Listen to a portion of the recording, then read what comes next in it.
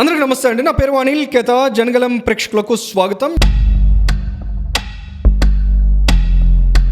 ఇవాళ ఒక వీడియో చూసామండి. ఆ వీడియో చూసిన తర్వాత దానికి సంబంధించి కొన్ని అంశాలు మీ ముందుంచే ప్రయత్నం చేయాలనిపించిందండి. ఎందుకంటే ఇవాళ ఆంధ్రప్రదేశ్ రాష్ట్ర పరిస్థితి ఎలా ఉందంటే, ఈ పేటీఎం పారాసైట్స్ తయారయ్యారు. వైఎస్ఆర్ కాంగ్రెస్ పార్టీ కోసం పనిచేసే పేటీఎం పారాసైట్స్ ఎవరైతే ఉన్నారో వాళ్ళకి ఆంధ్రప్రదేశ్ రాష్ట్ర ప్రజానీకం ఏమైపోయినా పర్లేదు, ఈ రాష్ట్రం ఎలా నాశనం అయిపోయినా పర్లేదు, కానీ జగన్మోహన్ రెడ్డి గారు మళ్ళీ అధికారంలోకి వచ్చేయాలి, వాళ్ళకి ఏదో పేటీఎం ముష్టి చేస్తున్నారు కాబట్టి, దాని మీద వాళ్ళు బతుకుతున్నారు కాబట్టి ఏదో ఒక రకంగా జగన్మోహన్ రెడ్డి గారి కోసం ఊడిగం చేయాలి, ఇది మాత్రమే వాళ్ళ కోర్ అజెండా. మొన్న ఈ మధ్య ఒక ఇద్దరు ముగ్గురు పారాసైట్స్ గురించి మాట్లాడాం. ఇవాళ మాట్లాడుకోబోతున్న ఈ ఈడియట్ గురించి ప్రత్యేకంగా మాట్లాడాల్సిన సిచ్యువేషన్ ఎందుకు వచ్చిందంటే, ఈడియట్ ఒక వీడియో చేశాడు. సో ఈడియట్ అనడం మాకు ఇష్టం లేదు, కాస్త అతని పేరు పెట్టి ప్రస్తావించి మాట్లాడే ప్రయత్నం చేస్తాం.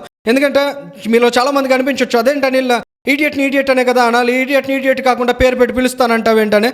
కానీ కాస్త కల్చర్తో మాట్లాడాలి కాబట్టి, పబ్లిక్ ప్లాట్ఫామ్స్లో ఉన్నాం కాబట్టి, ఆ భాషని ఎక్కువగా వాడడం మాకు కాస్త ఇబ్బందిగా ఉంటుంది కాబట్టి పేరు పెట్టి మాట్లాడదాం అంటే, జగన్ రెడ్డి కోసం ఊడిగం చేసే విజయ్ రెడ్డి ఈ పర్సన్, ఇతను ఒక పాడ్కాస్టర్ ఛానల్ మెయింటైన్ చేస్తూ ఉన్నాడు.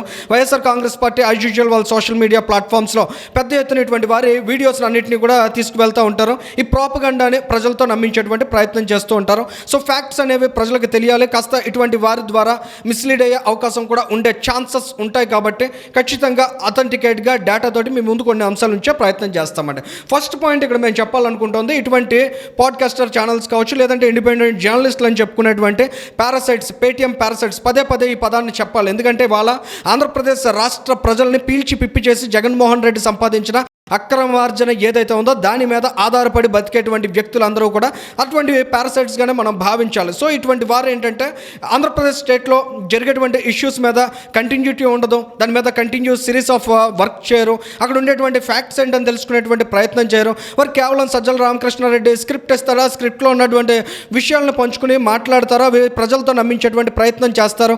కాస్త ఇంతకుముందు బూతులు మాట్లాడే బ్యాచ్, కాస్త వల్గర్ బ్యాచ్ ఉండేది. వాళ్ళు పవర్ కోల్పోయిన తర్వాత కాస్త సాఫ్ట్ టచ్ ఉన్న ఫేసెస్ని తీసుకొచ్చి వీళ్ళతో ప్రజలతో నమ్మించేటువంటి ప్రయత్నాన్ని చేస్తున్నారు. కానీ ఫ్యాక్ట్ ఈజ్ ఫ్యాక్ట్ కదా, ఇప్పుడు వాస్తవం అనేది వాస్తవమే అవుతుంది. అవాస్తవాన్ని నమ్మించడానికి ఎంత బలంగా ప్రయత్నం చేసినా వాస్తవం అనేది ఖచ్చితంగా ప్రజలు ఏదో ఒక రోజు ఐడెంటిఫై చేసే అవకాశం ఉంటుంది. సో వీళ్ళు మాట్లాడే ఏ కంటెంట్ మీరు చూసినా కూడా, అది మెడికల్ కాలేజ్ ఇష్యూ కావచ్చు, లేదా ఇవాళ జరుగుతున్నటువంటి డేటా సెంటర్స్ ఇష్యూ కావచ్చు, ఏదో 1 or 2 వీడియోస్ చేస్తారు, మోస్ట్లీ 1 వీడియోకే కన్ఫైన్ అవుతారు తప్ప వాళ్ళు ఒక సిరీస్ ఆఫ్ సబ్జెక్ట్ అనేది దాని మీద ప్రొవైడ్ చేయరు. వాళ్ళు మేము మెడికల్ కాలేజెస్ గురించి మాట్లాడామంటే నియర్లీ ఒక 10 వీడియోస్ దగ్గర మేము కంటెంట్ ప్రొవైడ్ చేసాం. ఇంకా అవసరమైతే మాట్లాడడానికి కూడా సిద్ధంగా ఉన్నాం. ఇవాళ డేటా సెంటర్స్కి సంబంధించి కూడా ఆల్మోస్ట్ ఒక 10 వీడియోస్ వరకు మనం ఇప్పటి వరకు కంటెంట్ మాట్లాడాం. అంటే ఇదంతా కూడా ఏదో కూర్చుని ఒకదంపుడు విషయాలు కాకుండా పూర్తిగా సబ్జెక్టివ్గా మేము అబ్జర్వ్ చేసిన, మేము స్టడీ చేసినటువంటి అంశాలను మాత్రమే ప్రజలకి అథెంటికేట్గా ఇచ్చేటువంటి ప్రయత్నం చేస్తాం తప్ప ఇటువంటి బ్లఫ్ మాటలు అనేవి మాట్లాడడం. ఈ వ్యక్తి మాట్లాడినటువంటి మాటల్లో ఉన్న బ్లఫ్నెస్ని ఇప్పుడు మీ ముందుంచే ప్రయత్నాన్ని చేస్తున్నామండి. ఫస్ట్ పాయింట్ ఇక్కడ మనం అబ్జర్వ్ చేసినట్లయితే, వీళ్ళంతా ఎవరి కోసం పనిచేస్తున్నారు, ఎవరి కోసం ఊడిగం చేస్తున్నారు? జగన్మోహన్ రెడ్డి కోసం కదా. కానీ జగన్ రెడ్డి కోసం ఊడిగం చేస్తూ కూడా జగన్మోహన్ రెడ్డి గారి కోసం పాజిటివ్గా మాట్లాడితే జనం చూడరు, మనకి క్లిక్స్ పడవనేటువంటి ఇంప్రెషన్లో వాళ్ళంతా ఉన్నారండి. ఇక్కడ మీరు క్లియర్గా చూస్తున్నారు, ఈ వ్యక్తికి సంబంధించినటువంటి థంబ్నెయిల్ చూస్తే, మీరు అబ్జర్వ్ చేస్తే జగన్ డిస్ట్రాయిడ్ ఏపీ అంటే జగన్మోహన్ రెడ్డి ఆంధ్రప్రదేశ్ రాష్ట్రాన్ని డిస్ట్రాయ్ చేశాడు రా బాబు అని మీరు థంబ్నెయిల్ పెట్టకపోతే వీడియో ఒకటి చూడమాట. అంత బలమైనటువంటి నెగిటివిటీ ఇవాళ ప్రజల బుర్రలో జగన్మోహన్ రెడ్డి మీద ఉంది. మరి ఇవాళ జగన్మోహన్ రెడ్డి మంచోడు అని నమ్మించడానికి మీరు చేసే ప్రయత్నాలు ఏవైతే ఉన్నాయో అంతకంటే మూర్ఖత్వం ఇంకేం ఉండదు. నువ్వు ఈడియట్ అనే అనమన్నాడు. ఎందుకంటే ఈడియట్ అనే పదాన్ని మనం పదే మాట్లాడుతున్నాం. ఇతను చేసినటువంటి ఆ దిక్కుమాలిన దౌర్భాగ్యకరమైనటువంటి వీడియోలో ఆ సారాంశం, ఆ కంటెక్స్ట్ కానీ మనకి కన్విన్సింగ్గా అనిపించకపోతే, ఇతను అన్ని అబద్ధాలే మాట్లాడాడు అనేటువంటి అభిప్రాయం మనకు కలిగితే కామెంట్లో ఈడియట్ అని పెట్టమన్నాడు. నిజంగా ఈడియట్ కాదు, పెద్ద ఈడియట్ అని పెట్టాలి. అంత బ్లఫ్ మాటలు అనేవి ఆ వీడియోలో ప్రొవైడ్ చేశాడండి. ఫస్ట్ పాయింట్ మనం చూసినట్లయితే, 2020లో జగన్మోహన్ రెడ్డి ముఖ్యమంత్రిగా ఉన్నప్పుడు మెటీరియలైజ్ అయిందట ఈ అదాని డేటా సెంటర్. ఈ యజ్ఞానికి అర్థం కావాల్సిన విషయం ఏంటంటే, 2018లోనే చంద్రబాబు నాయుడు గారు ముఖ్యమంత్రిగా ఉన్నప్పుడు విశాఖపట్నంలో ఒక ల్యాండ్ని ఐడెంటిఫై చేసి అక్కడ ఏపీఐఐసి ద్వారా అదాని డేటా సెంటర్కి అవసరమైనటువంటి బేసిక్ ఇన్ఫ్రాస్ట్రక్చర్, రోడ్స్ కావచ్చు, పవర్ లైన్స్ కావచ్చు, అక్కడ ప్లాట్స్ డివిజన్ కావచ్చు, ఇటువంటి ఫెసిలిటేషన్ అంతా క్రియేట్ చేసి ఆ హిల్ పైకి వెళ్ళడానికి అవసరమైనటువంటి రోడ్ ప్రొవైడ్ చేసి 2019 జాన్వరి మంత్లో దీనికి ఫార్మల్గా ఒక ఎంఓయూ చేసుకుని 2019 ఫిబ్రవరి మంత్లో శంకుస్థాపన కూడా చేస్తే, జగన్మోహన్ రెడ్డి వచ్చిన తర్వాత మాత్రమే మెటీరియలైజ్ అయింది అనేటువంటి మాటలు మాట్లాడుతున్నారంటే ఇటువంటి వ్యక్తుల్ని ఏమనాలండి? మీరే చెప్పండి, ఆలోచించి చెప్పండి. ఎందుకంటే జగన్మోహన్ రెడ్డి గారు 5 ఏళ్ల కాలంలో అదాని డేటా సెంటర్తో జరిపినటువంటి బేరసారాలకు సంబంధించి ఎక్కడ 1 పాయింట్ కూడా అదాని అఫీషియల్ వెబ్సైట్లో కనిపించదు. మీకు డిస్క్రిప్షన్లో అదాని ఎంటర్ప్రైజెస్కి సంబంధించిన అఫీషియల్ వెబ్సైట్ లింక్ ఇచ్చాను. చంద్రబాబు నాయుడు గారు ముఖ్యమంత్రిగా ఉన్న రోజుల్లో చేసుకున్న ఫార్మల్ MOUకి సంబంధించిన నోట్ మాత్రమే అందులో ఉంటుంది తప్ప జగన్మోహన్ రెడ్డి గారు ముఖ్యమంత్రిగా ఉన్న రోజుల్లో ఏ ఒక్క అంశంలో కూడా జగన్మోహన్ రెడ్డి పేరును వాళ్ళు మెన్షన్ చేయలేదంటే జగన్మోహన్ రెడ్డి మీద ఎంత అపనమ్మకం వారికి ఉందనేది ఇక్కడ మీరు క్లియర్గా అర్థం చేసుకోవాలి. జగన్ రెడ్డి మొన్న ప్రెస్ మీట్లో కూర్చుని సింగపూర్కి నేను లెటర్ రాశానన్నాడు. అసలు ఇక్కడ బేసిక్ కామన్ సెన్స్ అనేది జగన్మోహన్ రెడ్డితో పాటు ఆయన కోసం పనిచేసే ఇటువంటి పేటీఎం బెగ్గర్స్కి కూడా లేదనేది చాలా స్పష్టంగా అర్థమవుతోందండి. ఎందుకంటే ఎవరన్నా మన దగ్గర వ్యాపారం చేయడానికి రాష్ట్రానికి వచ్చినప్పుడు రాష్ట్ర ప్రభుత్వం ఏం మాట్లాడుతుంది, వారికి అవసరమైన ల్యాండ్ ఏంటి, ఆ ల్యాండ్ చుట్టూ క్రియేట్ చేయాల్సినటువంటి ఫెసిలిటీస్ ఏంటి, వారికి ఏమైనా ఇన్సెంటివ్స్ ఇవ్వాలా, అక్కడ బేసిక్ ఇన్ఫ్రాస్ట్రక్చర్లో ఏమన్నా మనం సపోర్ట్ చేయాలా, ఇటువంటి విషయాలు తప్ప వాళ్ళు ఫర్దర్గా చేయాల్సినటువంటి బిజినెస్ డీల్స్ అనేది స్టేట్ గవర్నమెంట్స్ ఎప్పుడు డీల్ చేయవు. కానీ జగన్మోహన్ రెడ్డి చేసిన ప్రచారం నేను లెటర్ రాశాను కాబట్టి సింగపూర్ ప్రభుత్వం ఒప్పుకుంది, వాళ్ళ గూగుల్ డేటా సెంటర్ వచ్చింది, వాళ్ళు భారతీ ఎయిర్టెల్ తోటి కమిట్ అయ్యారు. సబ్సీ కేబుల్స్ అనేవి రేపు ఎయిర్టెల్ ద్వారా పడతాయి. ఈ సబ్సీ కేబుల్స్ అనేవి 12 దేశాలకు లింక్ అవుతాయి. మరి చంద్రబాబు నాయుడు గారు కూర్చుని ఈ 12 దేశాలకి లెటర్స్ రాసుకుంటూ ఉంటారా? అసలు కామన్ సెన్స్ అప్లై చేసినట్లయితే అర్థమయ్యేటువంటి విషయాలు కదా. అంటే జగన్మోహన్ రెడ్డి అజెండా ఇవాళ గూగుల్ లాంటి ఒక భారీ ఇన్వెస్ట్మెంట్ 1,30,000 కోట్ల రూపాయల ఇన్వెస్ట్మెంట్ ఆంధ్రప్రదేశ్ రాష్ట్రానికి వచ్చింది. ఈ రాష్ట్ర ప్రజలందరూ కూడా దాని ద్వారా రేపటి రోజున భవిష్యత్తులో ఆంధ్రప్రదేశ్ రాష్ట్రానికి జరిగే మేలును గుర్తించినట్లయితే ఆయనకి రాజకీయంగా ఇంకా భవిష్యత్తులో పుట్టగొతులు ఉండవు అనే విషయాన్ని చాలా స్పష్టంగా అర్థం చేసుకున్నాడు. ఆయన అందులో దాని నుంచి బయటపడే ప్రయత్నం చేస్తున్నాడు. ఎందుకంటే తొలి రోజుల్లో మనం అబ్జర్వ్ చేస్తే ఈ డేటా సెంటర్స్ వల్ల చాలా నష్టం జరుగుతుంది, అన్యాయం జరుగుతుంది, రాష్ట్ర ప్రజలందరూ కూడా ఇక్కడ ఉండేటువంటి పరిస్థితి ఉండదు, అసలు రాష్ట్రమే డిస్ట్రాయ్ అయిపోద్ది అనేటువంటి స్థాయిలో ఆ పార్టీకి సంబంధించిన నాయకులందరూ కూడా ప్రచారం చేశారు. కానీ ప్రజలకు ఇది మేలు చేయబోతుందనే విషయం వారికి అర్థమైన తర్వాత ఇవాళ క్వాంటమ్ గురించి మాట్లాడుతున్నాడు జగన్మోహన్ రెడ్డి, డేటా గురించి మాట్లాడుతున్నాడు, డేటాకి ఆయన మైండ్ అప్లై చేస్తే ఏ అవుతుంది అనేటువంటి సిల్లీ కామెంట్స్ చేస్తున్నాడు. అంటే ఏ మాత్రం విషయ పరిజ్ఞానం లేనటువంటి నాయకుడు మాట్లాడినటువంటి మాటల్ని ఇటువంటి వాళ్ళందరూ ఇవాళ ప్రజల బుర్రలో చొప్పించే ప్రయత్నం చేస్తున్నారు. ఇక మనం సెకండ్ ఆస్పెక్ట్ని కానీ మనం ఇక్కడ అబ్జర్వ్ చేసినట్లయితేనండి, గూగుల్ అదాని పార్ట్నర్స్ అట అసలు వ్యాపార భాగస్వాములకి బిజినెస్ ఫెసిలిటేటర్స్కి ఉండేటువంటి కామన్ డిఫరెన్స్ అనేది వీళ్ళకి అర్థం కాలేదని చాలా స్పష్టంగా అర్థమవుతుంది. ఎందుకంటే అదాని కనెక్ట్స్ ఇవాళ భారతదేశంలో డేటా సెంటర్స్ క్రియేట్ చేయడంలో వాళ్ళకి కాస్త ఎక్స్పర్టైజ్ క్రియేట్ అయింది. ఇవాళ గూగుల్ $15 బిలియన్ ఇక్కడ ఇన్వెస్ట్ చేయబోతోంది. మరి వారికి అవసరమైనటువంటి ఇన్ఫ్రాస్ట్రక్చర్ క్రియేట్ చేయడానికి ఈ దేశంలో ఎక్స్పర్టైజ్ ఉన్నటువంటి వ్యక్తులతో కదా టైఅప్ అవుతారు. సో అందులో భాగంగా ఇవాళ అదాని కనెక్ట్స్ తోటి వాళ్ళు ఒప్పందం కుదుర్చుకున్నారు. వాళ్ళు ఇక్కడ అవసరమైన డేటా సెంటర్ని బిల్డ్ చేస్తారు. అది బిల్డ్ చేయడానికి అవసరమైనటువంటి ఫండింగ్ అంతా కూడా గూగుల్ చేస్తుంది. ఎందుకంటే వారు బడ్జెట్లోంచి తీసి ఇచ్చేటువంటి కార్యక్రమం ఇది. ఇవాళ అదేవిధంగా ఎయిర్టెల్, భారతీ ఎయిర్టెల్తో కూడా వారు ఒప్పందం చేసుకున్నారు. ఇది వ్యాపారపరమైనటువంటి ఒప్పందం తప్ప వ్యాపార భాగస్వాములు ఎలా అవుతారు? ఈ విషయం జగన్మోహన్ రెడ్డికో లేదా ఇలాంటి వీడియోస్ చేసే వాళ్ళకో తెలియదా అంటే తెలియక కాదు, కానీ ప్రజలంత అమాయకులు, ప్రజలతో మనం ఈ విషయాలన్నీ నమ్మించవచ్చు అనేటువంటి ప్రయత్నం చేస్తున్నారు. అదాని కనెక్ట్స్ నోయిడాలో వాళ్ళు డేటా సెంటర్ స్పేస్ క్రియేట్ చేసుకుంటూ ఉంటే ఆ డేటా సెంటర్ స్పేస్ని లీజ్కి తీసుకోవడానికి గూగుల్ ఒప్పందం చేసుకుంది. ఎందుకంటే అదాని వాళ్ళకి డేటాతో పని లేదు, డేటా సెంటర్స్ వాళ్ళు క్రియేట్ చేస్తారు. ఎవరైతే ఐటీ ఇకో సిస్టంలో ఉంటారో అటువంటి వారు ఆ డేటా సెంటర్స్ని యూటిలైజ్ చేసుకుంటారు. అది గూగుల్ కావచ్చు, మైక్రోసాఫ్ట్ కావచ్చు, ఇంకొకరు ఎవరన్నా కావచ్చు, వాళ్ళకి అవసరమైనటువంటి డేటా సెంటర్ స్పేసెస్ని తీసుకుంటారు, దాన్ని యూటిలైజ్ చేసుకుంటారు. అది కదా దాని తాలూకా కోర్ థీమ్. కానీ వాళ్ళ అక్కడికి ఎవరన్నా వెళ్ళి ఆ లీజ్కి తీసుకున్నట్లయితే ఇమీడియట్గా వాళ్ళు బిజినెస్ భాగస్వాములు. ఇవాళ గూగుల్ ఇన్వెస్ట్మెంట్ కాదు ఇది, అదాని ఇన్వెస్ట్మెంట్, ఈ అదానిని తీసుకొచ్చింది జగన్మోహన్ రెడ్డి.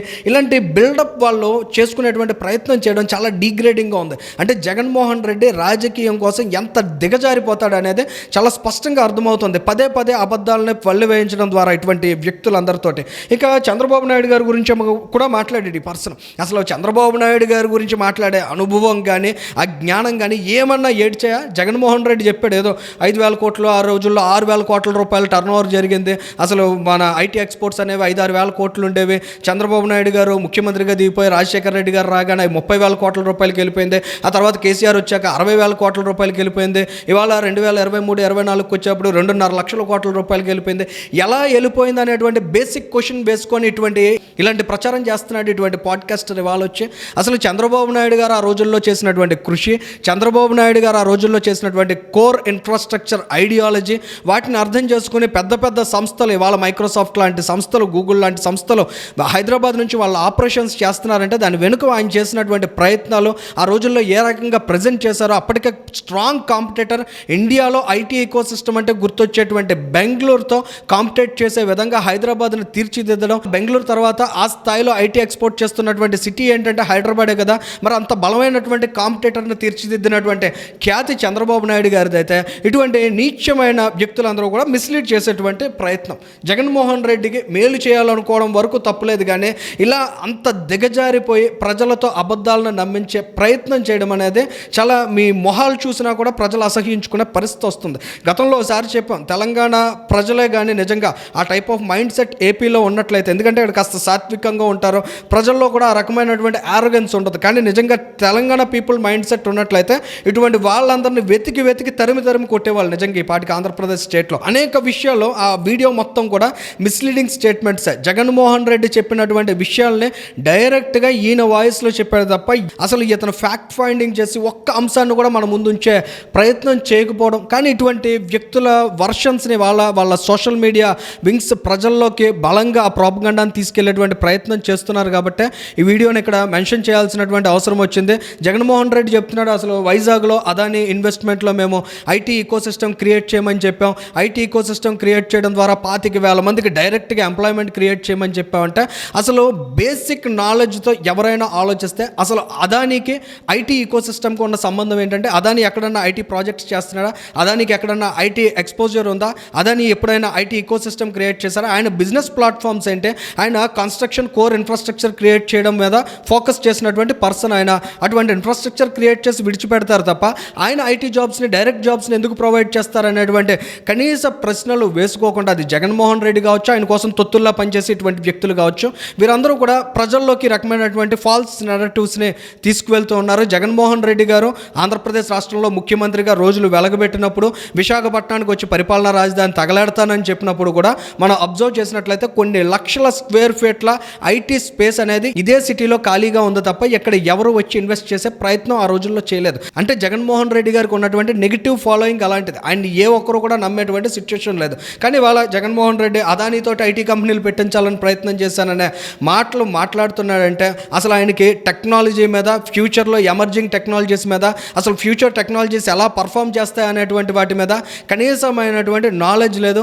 ఆయనకి లేనప్పుడు సజ్జల రామకృష్ణారెడ్డికి ఉండదు. సజ్జల రామకృష్ణారెడ్డికి ఎప్పుడైతే కొరబడుతుందో ఖచ్చితంగా ఇటువంటి వ్యక్తులతో ఇటువంటి ఫాల్స్ నెరేటివ్స్ అనేవి స్ప్రెడ్ చేయించే ప్రయత్నం చేస్తారు. ఫైనల్గా ప్రజలతో ఊహించుకుంటారు తప్ప వీళ్ళు సాధించేది ఏమి ఉండదనే విషయం ఖచ్చితంగా వాళ్ళంతా అర్థం చేసుకోవాల్సిన అవసరం ఉంది. ఇటువంటి వ్యక్తుల్ని ఫాలో అవడం ద్వారా ఆంధ్రప్రదేశ్ రాష్ట్రానికి చాలా తీవ్రమైన డ్యామేజ్ జరిగే అవకాశం ఉంది. మొన్న మనం మాట్లాడినట్టు ఆ తులసి చందు కావచ్చు, ఏజూడ్ కావచ్చు, ఆ ప్రశ్న అనేటువంటి ఛానల్ కావచ్చు, ఈ పాడ్కాస్టర్ కావచ్చు, ఇటువంటి వారందరూ కూడా వాళ్ళు బతకడం మాత్రమే ముఖ్యం. ఎంతో కొంత చదువుకున్నాం, బతుకు అనేది ఏ రకంగా బతకచ్చు, మనం ఎలా అన్నా సర్వైవ్ అవ్వచ్చు. వీలైతే ఇటువంటి ప్లాట్ఫామ్స్లో ఉంటే ప్రజలకు మంచి చేయాలి తప్ప ప్రజలకి నష్టం చేకూర్చే పని ఏది చేయకూడదు అనేటువంటి కనీస విజ్ఞత, రెస్పాన్సిబిలిటీ లేనటువంటి వ్యక్తులు ఇవాళ సోషల్ మీడియాలో, సామాజిక మాధ్యమాల్లో ఈ విధంగా సస్టైన్ అవ్వగలుగుతున్నారంటే ఖచ్చితంగా ప్రజానీకమంతా ఆలోచించాలి. ఇటువంటి వ్యక్తుల విషయంలో ఇలాంటి ప్రాపగండా చేసేటువంటి పర్సన్స్ పట్ల ఎంత అప్రమత్తంగా ఉండాలనేటువంటి అంశాలు ఈ వీడియోకి సంబంధించి మీ అభిప్రాయాలను కూడా కామెంట్ చేయండి. Thank you.